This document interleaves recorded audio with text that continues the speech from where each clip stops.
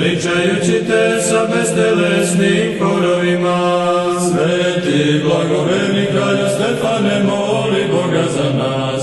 Vlad duše gubni, ričući obilazi, da proždere napadajućima o stado tvoje, koje umnoži Stefane, ladeće ljusti razbivši. Sveti blagoverni kralju Stefane, moli Boga za nas. Za udarce netinje besovana srta i smatramo, u tebe uzdajući se, jer njima ti posta progonite, a nama pokrovite.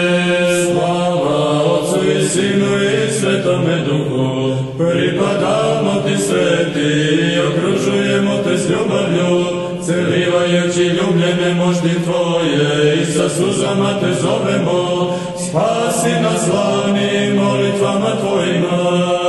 I sada i uvek i u vekove vekova, amin. Čudo je preveliko, koje čudotvoreći pokaza Gospod, neiskazano useliši se u djevu i neizrečeno rodi se u telu, na spasenje nas.